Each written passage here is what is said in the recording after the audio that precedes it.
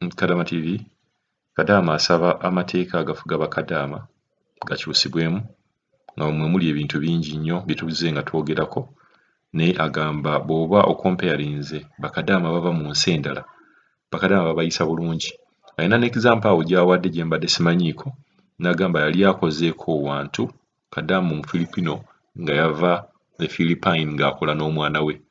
Yajja n'omwana akola naye kugamba nti waliwo engeri gye babayisaamu abakadaama bava mu nsi endala ng'olabira ddala eyawukana nnyo ne bakadaama bava e Uganda.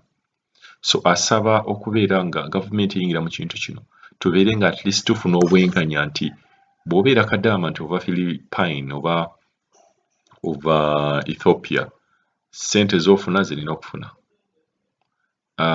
Empisa gye bakuyisaamu nange gye mulina okubeera nga mumpisaamu.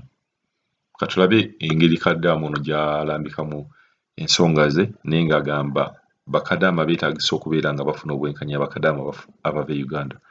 Halo nnyo buli Kadaama TV. Mukulu Kadaama TV gyebaleko. Mukama yeebale kukuuma nange gye ndi ankuumye. Ngenda kwogerako ku oyo sisita waffe agambye nti nno waliwo abaana abali mu process abamugambye nti nno ofiisi yaabwe yabagamba nti nno kituufu bagenda kusayininga contract ya myaka 2 naye mu nnyumba baba balina okuguma bakolemu emyezi 3. Tebanange singa gavumenti yaffe ekintu ekyo ekiyisa buyisa ama ofiisi gonna ag'e Uganda ne gabeera nga bwe gatyo bwe gakola, singa Mukulu Kadaama TV nammwe mugenda obwa bize bugenda kukendeera nnyo. Amaofiisi ga Uganda ekyagalemu okutegeera nti abantu bano abaana bwe Kadaama wavirawo n'agikubira omulanga embeera ebambi. At least singa basaba gavumenti nti esayininga etteeka eryo, kubanga bo ofiisi ze tusinga okubira kerere. Banaye ndi bubi, banaye munyambe kino, Mukulu Kadaama TV nyamba kino, banaye nteekerayo kino. Embeera gye mba ndimu embi yentuusaawo. Naye singa nabwo ofiisi egamba nti abaana bano okusigala nga tugira ki tusevinga obulamu bwabwe, naffe tuwonako kerere y'abakadaama. Tugambeko ekintu kino oba tukigambe gavumenti oba ekikkiriza, tukoleko ekiteeso kino oba gavumenti ekikkiriza ekiyise esayininge n'abaana endagaano eyo. Kuba bwe kibeera nga basayininze endagaano eyo, bano nabo baba bakimanyi. Ng'Abafiripino bwe basayininga endagaano yaabwe bakimanyi. Omanyi Mukulu Kadaama TV nga waliwo Abafiripino abakola mu mayumba n'abaana baabwe. Nze famire gye ndimu waliwo Omufiripino yajja n'omwana we, akola n'omwana we, kubanga tebalina bwe bagenda mutulugunyiza. Bwe bamutulugunyiza bw'abasaba okumuzzaayo, bw'abasaba tiketi okumuzzaayo, bo tebalinga ffe, tebeeguya, tebalinga ffe. Alina omwana wa bulenzi wa myaka 12 akola naye. Naye ffe Abanayuganda ne tubeerawo nga tewali atufaako wadde gavumenti yaffe eringa pulezidenti waffe eyafa alinga ataliimu mu nsi. Abaana balaajanye. Singa ekintu ekyo kye baba bakiteese mu nkola, nze ngamba bakadaama bajja kuba bakendeera okuba omulanga, kuba bano abantu bajja kuba bategeera nti ono omukozi wemukolera ekikyamu aligenda. N'emyezi 3 Mukulu Kadaama TV mba nsobola okugumiikiriza ne ngamba kangume, ekirungi ngenda mufiira. Nenguma nenkamirika nenvaawo nengenda kawalala. Naye emyaka 2 Mukulu Kadaama TV omanye ekomera okubeera nga bakusibidde mu kasenge nga naye tolina magezi gafuluma mu kasenge omwo. Yembeera gye tubeeramu ey'emyaka 2. Bano abantu si balungi bakubeerako myaka 2. Fayini bw'ofunayo ennyumba ennungi osobola ogibeeramu, naye bano abantu okubabeerako emyaka 2 naawe kennyini weekyawa. Abaana abamu nze ngenderedde Mukulu Kadaama TV abeewanula ku bizimbe ne bagwa. Abamu babasiba kama baabwe nti babasindise.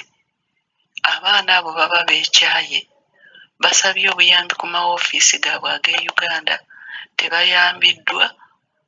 Amaliriza avudde waggulu ng'agudde. Bemuwulira abo nti abamu bagudde. Kuba nze ninako mukwano gwange yali afunye amagezi ng'agamba alaba yeekyaye. Olamanyi omuntu gwe bakozesa mu nnyumba 6 ne bakugamba nti olwaleero naku 2 temulina kwebaka, mulina kukola okuva ku makya paka ofudde okuziba, n'ekiro mukole kuba emirimu mingi naye tewali kulya mulikola. N'agamba amagezi genina kati gakwewanika ku kizimbe nve waggulu. Ngwe ne mugamba maama nyamba, tunuulira abaana bo. Abaana bo be baakulira naye ng'omwana embeera gy'alimu si nnungi. Naye olowooza singa ennyumba eyali agikoze emyezi 3 aba ayinza okutuuka ku ekyo? Era solution ndowooza okutaasibwa. N'asalawo n'agamba ngenda kudduka mu nnyumba muno. Jjukira n'abo abayambako abaana okubatolosa olina kubawa ssente, ate ezitali ntono basaba ssente okusinziira ku kitundu ky'olimu.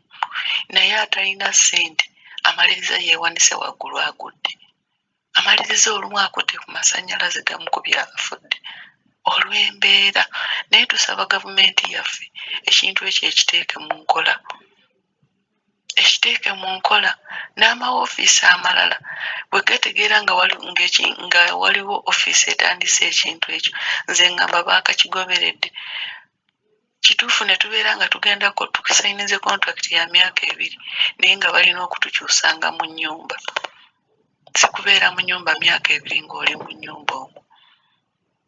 Bannange tuli bubi. Mu Kulukadama TV tuli bubi.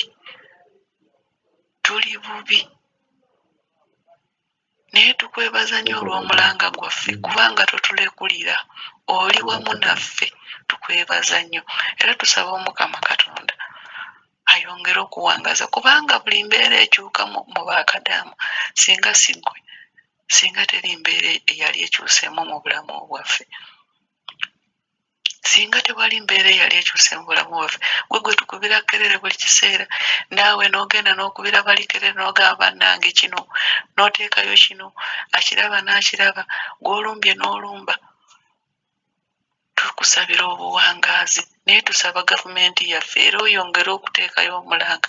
Gavumenti ekyuse mu nsayininga esayininge nga tulina okukolanga mu nnyumba myezi 3 batukyuse. Okumanya mu Kulukadama TV abantu tebategeera. Bwe babeera n'omukozi wa permanent nti mukozi wange agenda kunkolera myaka 2 batuwa obusente butini. Naye ennyumba webeera nga teri mu mukozi ng'eri kugula oyo wa mwezi emugula ssente nnyingi ate najja nemusasula ssente nnyingi. Bannaffe Abannayuganda abadduka mu nnyumba bakolera ssente nnyingi kamu 7. Nakugamba nze nkolera kamu 7 kamu kitundu. Akozeewo emyezi gye 2 addusa bamukyusizza akubidde drive essimu jangu onkime nga bamuzaayo wali mu hostel we basula nga tebamunoonyeza nnyumba ndala. Naye gw'oli Amerika buli lunaku toli kwebaka naye balikuwa busente butini ne bateeka okuno okujooga. Gavumenti etuyambe.